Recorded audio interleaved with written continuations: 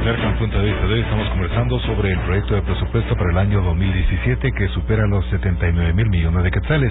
Es un tema sumamente importante y que mejor que escuchar la voz de los expertos invitados esta mañana, los doctores Abelardo Medina, analista de ICEFI, y Edgar Barcelos Conde, director del área económica del INUSAC. Y es importante conocerlo porque aquí se hace una disgregación de los gastos. Generalmente, como le indicaba el doctor Barcelos, es una danza de millones. Pero si vamos a renglón por renglón, doctor, por favor, podríamos tener algunos elementos de los más destacables donde se sigue haciendo más de lo mismo, por ejemplo, con los recursos del contribuyente. Bueno, mire, yo tal vez lo que invitaría a quien va al carro, va en el carro o está en la casa, es a que hagamos un ejercicio, incluso utilizando los temas de mayor actualidad, porque incluso a mí me gusta escribir columnas en la prensa. Abelardo creo que también publica ahí de vez en cuando, y uno lo que ve es lo que está en la preocupación diaria del guatemalteco. Pero centrémonos inicialmente, podríamos ir a el área Quetzaltenango, podríamos ir a Chimaltenango, pero ¿qué es lo que necesita el área metropolitana de la ciudad de Guatemala? O sea, si pensáramos en que si esto en verdad está acorde con ese famoso CATUM 32 que se habla. O sea, ¿qué necesita la ciudad de Guatemala? Por ejemplo, me preguntaría yo, ¿hay dentro del presupuesto 2007 una solución a los residuos sólidos y todos los desechos sólidos en términos de basura? No la hay. Y sin embargo, se están gastando millonadas en una inversión que va hacia unos consejos de desarrollo que nadie sabe cómo se trabajan. Y solo le voy a leer a usted los proyectos que se consideraron prioritarios dentro de esos ejercicios que se dicen llamar democráticos, pero uno también tendría que hacer una evaluación si la democracia es eso o si la democracia no tiene que tener un liderazgo de direccionalidad de proyectos. Yo creo que hay un dilema de qué es la democracia. O sea, la democracia no quiere decir que a cada quien se le ocurra hacer lo que se le dé la gana, sino que para eso estamos pagando todo un esquema gubernamental de planificadores. Pero como en Guatemala se perdió desde hace más de 25 años con todo el neoliberalismo, se perdió la visión de planificación regional.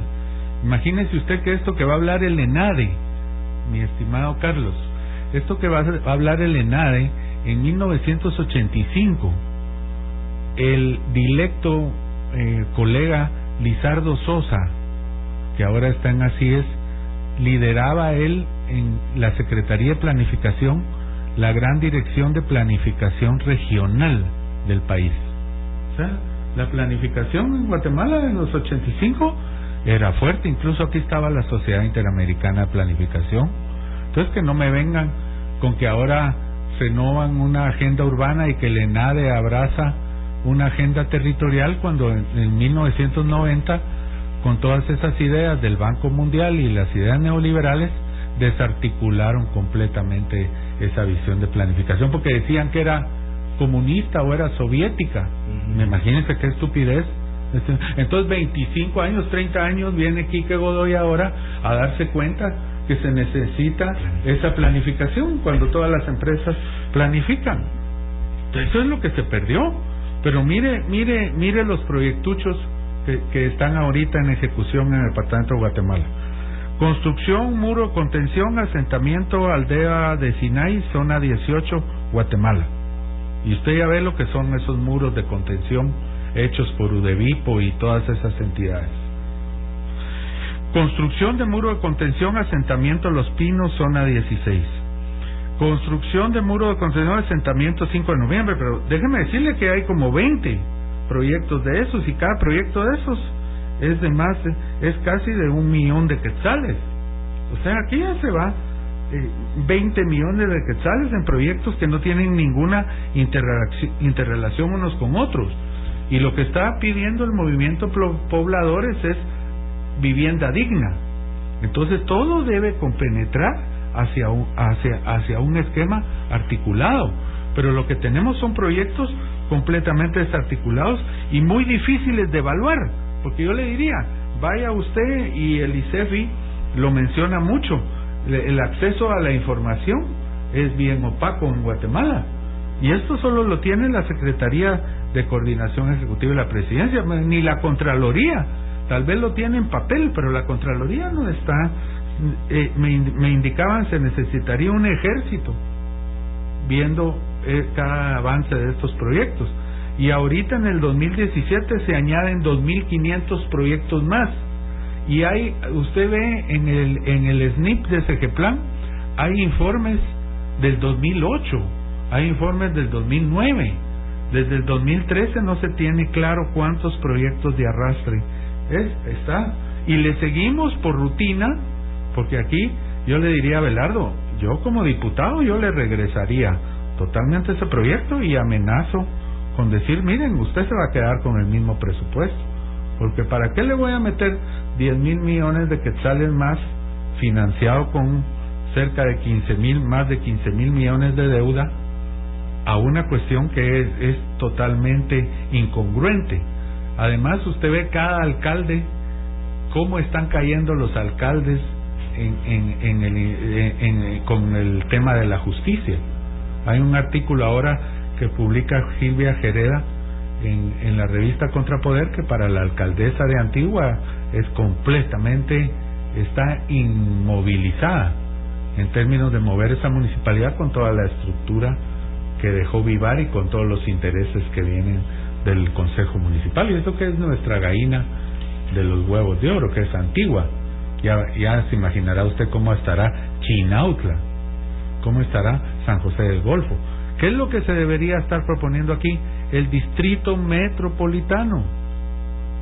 El distrito metropolitano propuesto por la Constitución de la República. La Constitución propone una ley especial del distrito metropolitano, en donde habrá un régimen especial de financiamiento.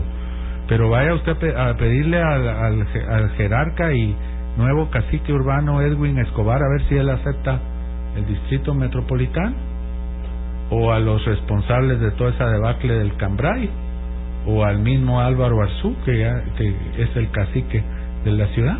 Entonces no hay una visión planificadora, y entonces eso no se puede ver dentro de la perspectiva de la DTP. O sea, la Dirección Técnica de Presupuesto y el Ministerio de Finanzas está conforme a la ley. O sea, ellos no pueden hacer esos cambios, pero necesitan de nosotros, los centros de pensamiento, y una gran presión social para una nueva direccionalidad de ese presupuesto, que debe tener una visión multianual.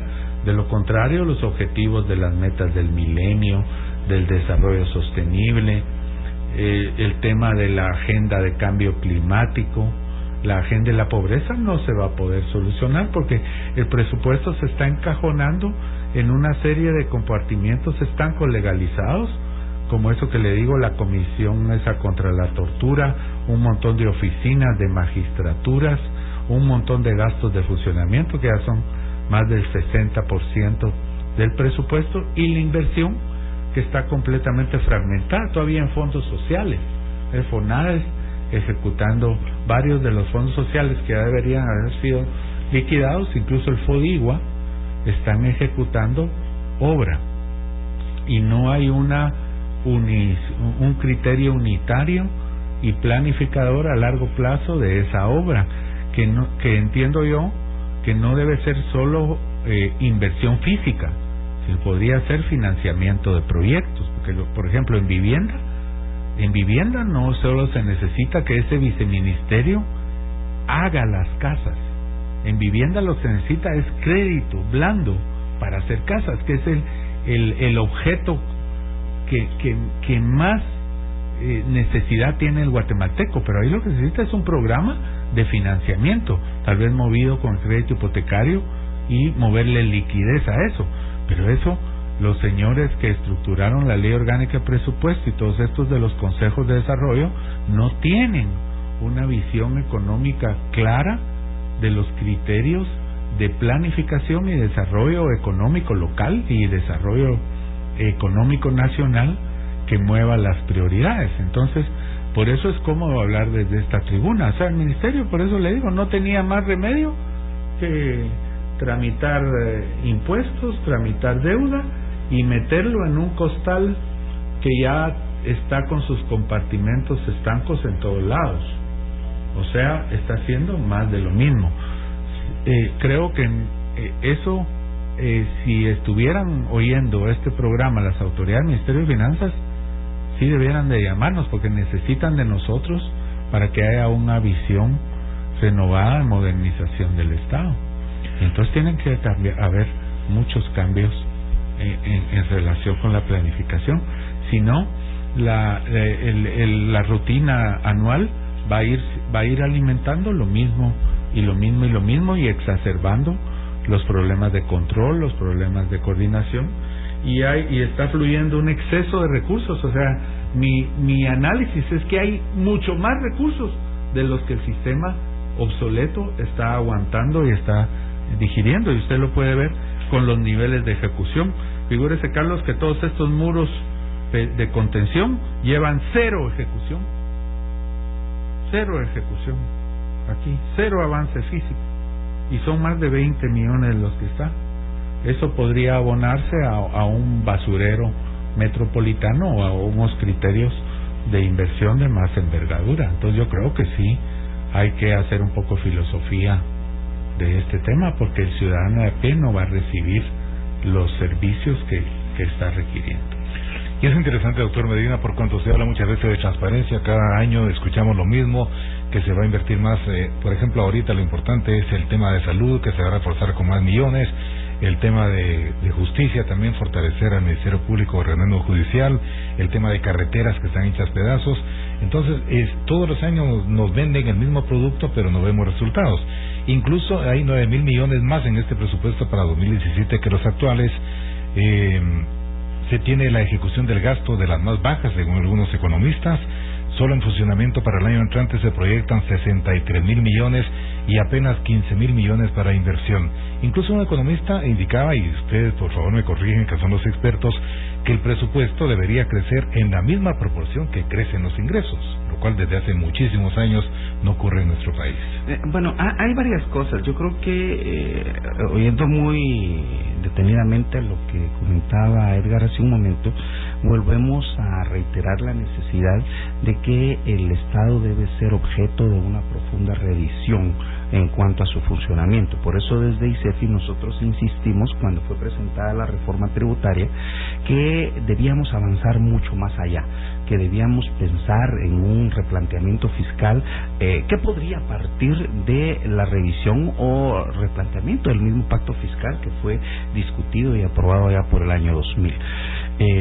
Es obvio que el ejercicio presupuestario debiera ser resultado de planificaciones de largo y mediano plazo, como lo dijimos anteriormente. Y si ese fenómeno no se da, o sea, no hay una convergencia entre la planificación presupuestaria de mediano y largo plazo, entonces sucede simplemente que los proyectos y las obras que van a ejecutarse no necesariamente van a ser las que más interesan al país. Entonces, eso puede darse y precisamente es resultado del divorcio que hay del sistema de planificación, y era lo que platicábamos.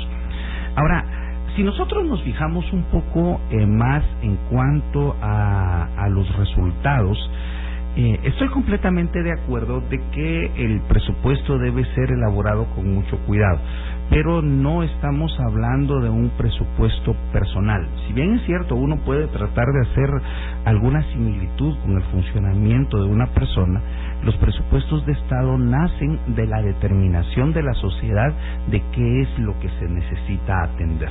¿Sí? Entonces, el problema es que hasta ahorita no hay un consenso pleno, aunque la Constitución dice cuáles son los derechos de las personas, sobre cómo vamos a financiar esos derechos. Y veamos, cualquiera de los oyentes puede entrar a la Constitución de la República y leer qué es lo que el Estado debiera estar garantizando en el derecho a la salud. También cualquier ciudadano puede entrar a la Constitución y analizar qué se debiera estar haciendo en materia de derecho a la educación. Hagámoslo sencillo. la Constitución establece que la educación primaria es gratuita y obligatoria, o sea, no hay mucho que buscar. Y sin embargo, solo en la educación primaria hay cerca de 2 millones de niños que no están estudiando el día de hoy. Y entonces lo único que se pregunta uno, bueno, ¿y qué pasó con el cumplimiento de ese derecho?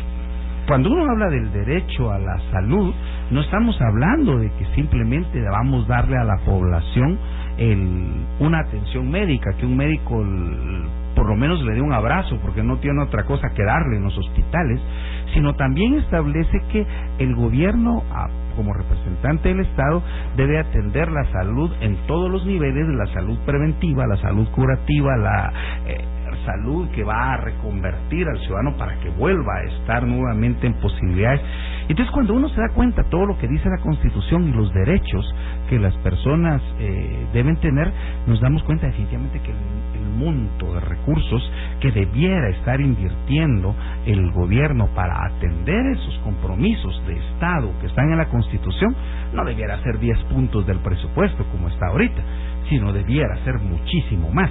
Entonces, el primer punto de discusión que no tiene ni siquiera lugar es que nosotros debemos ser muy claros que para atender los derechos y las necesidades de la población, el presupuesto debe tener un monto muchísimo, muy por encima del que estamos hablando ahorita. No debiéramos estar hablando de 79 mil millones de quetzales. Para atender las necesidades de la población, debiéramos estar hablando, qué sé yo, porque no hemos hecho un cálculo, de 200 mil millones de quetzales. Pero no los tenemos. Y entonces, ¿cuál es el segundo punto? Bueno, dado que no podemos atender las necesidades de la población en su totalidad, lo que debemos hacer es un uso óptimo de los recursos que tenemos. Y ahí es donde viene el punto. O sea, el planteamiento es un planteamiento mítico, es un planteamiento de ideología, en donde dice, mire, el presupuesto debe crecer en función de los ingresos. No es cierto. Debe crecer en función de la decisión de la sociedad de atender las necesidades de esa sociedad. Y veámoslo si yo me comprometo como sociedad, y yo creo que como sociedad lo importante es que no haya desnutrición infantil, entonces yo como sociedad debo atacar ese problema de la desnutrición infantil. ¿Cuánto voy a gastar para eso? No sé, ¿verdad? Pero entonces la sociedad debe pagar eso. No me debo estar preocupando por cómo van a crecer los ingresos. Debo acomodar los ingresos a ese nuevo gasto que yo quiero realizar. Y ese es el problema. Hay que poner los caballos adelante de la carreta. Aquí en este caso la sociedad es la que debe definir qué quiere. Y claro, ya la Constitución nos da una línea de dónde debiéramos ir, cuánto debiéramos estar gastando. Entonces, hoy el presupuesto es 79 mil millones de quetzales, y estamos espantados porque es el presupuesto más grande de la historia, y nominalmente sí es, ¿sí? Si nosotros analizamos en términos de quetzales cuánto es, pues sí, es el presupuesto más grande. Pero los guatemaltecos hoy, la mayor parte de los guatemaltecos nominalmente ganan más que hace 20 años. Pero eso no quiere decir que tengan la misma capacidad de compra que hace 20 años. Yo todavía hacía bromas con mi mamá recientemente que cuando yo era chico, el pan estaba a 6 panes por 5 centavos.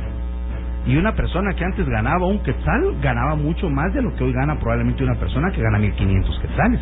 Entonces no debemos dejarnos llevar por el fantasma del valor numérico. Veamos la capacidad de compra que tiene ese valor.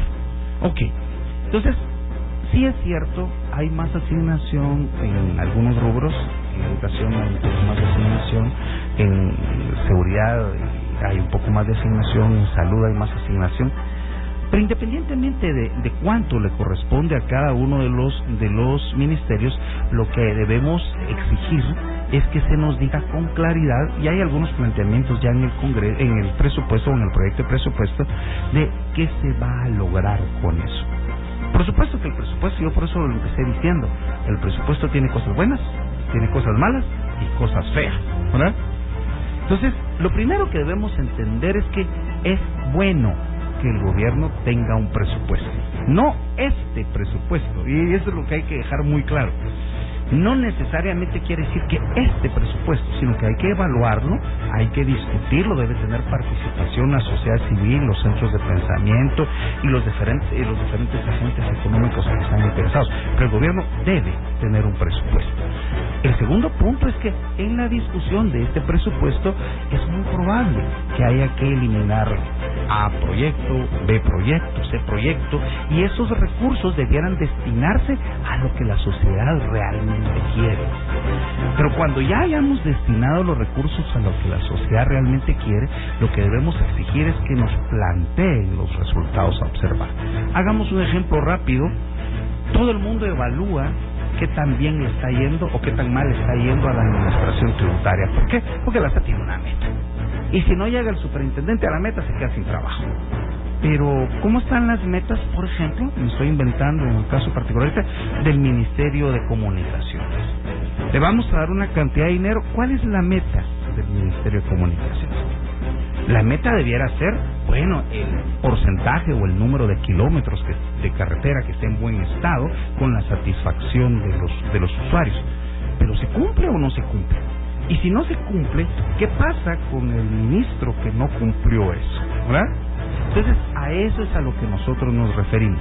Y por eso hemos sido muy cuidadosos a no empezar a criticar cada uno de los proyectos, porque hay muchísimos que podríamos criticar, sino que hemos dicho que lo que necesitamos definitivamente es crear un esquema presupuestario en donde el gobierno definitivamente necesita un presupuesto, pero que el presupuesto del año debiera estar enlazado a un plan de planificación de largo plazo. En tercer lugar, que el presupuesto debiera reflejar las necesidades más urgentes de la población. En cuarto lugar, que ese presupuesto debiera respetar lo que dice la Constitución, de cuáles son los derechos. Y que, por supuesto, este presupuesto debiera decir con claridad qué se va a hacer, qué resultados se van a hacer y cómo la sociedad civil va a poder verificar que eso que se está diciendo que se va a hacer, se logró.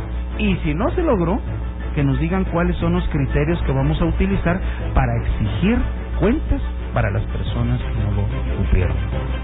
Vamos a ir a una pausa, entramos a la parte final del punto de vista de hoy.